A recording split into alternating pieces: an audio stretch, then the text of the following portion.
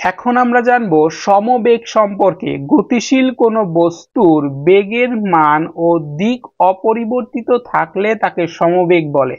অর্থাৎ বেগের মানটাও একই থাকতে হবে এবং দিকটাও কি থাকতে হবে, একই থাকতে হবে। অর্থাৎ সোজা রাস্তায় প্রতি সেকেন্ডে যদি 3 মিটার পথ অতিক্রম করে এরকম কোনো বস্তুর বেগ হচ্ছে কি, সমবেগ।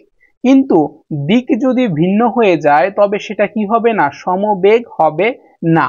এখানে একটি জাতীয় প্রশ্ন যেটা তোমাদের পরীক্ষায় বারবার আসে, সেটা হচ্ছে সমান বেগে বৃত্তাকার পথে গতিশীল কোনো বস্তুর বেগ সমবেগ নয় কেন। আমি বললাম সোজা রাস্তায় কোনো একটা বস্তু চলতেছে, তো এই চলার সময় যেই বেগ প্রতি সেকেন্ডে যদি সমান দূরত্ব অতিক্রম করে বা বেগের মান যদি সেম থাকে এবং দিকটাও যদি সেম থাকে তবে সেটা হচ্ছে কি, সমবেগ।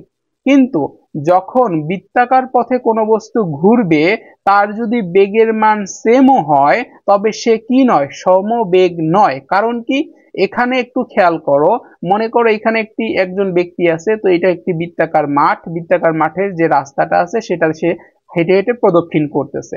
তো 3 মিটার/সেকেন্ড, মানে যেখান থেকে হিসাব করি না কেন সে কি করতেছে, 3 মিটার/সেকেন্ড বেগে এটাকে প্রদক্ষিণ করতেছে।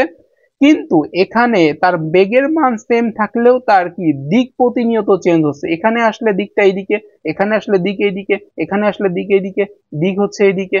তো প্রতিনিয়ত দিক পরিবর্তন হওয়ার কারণে এটার বেগের মান সেম থাকলেও এই বৃত্তাকার পথে গতিশীল কোনো বস্তু বেগের মান সেম হলেও সেটা কি নয়, সমবেগ নয়। প্রতি মুহূর্তে বেগের পরিবর্তন হচ্ছে।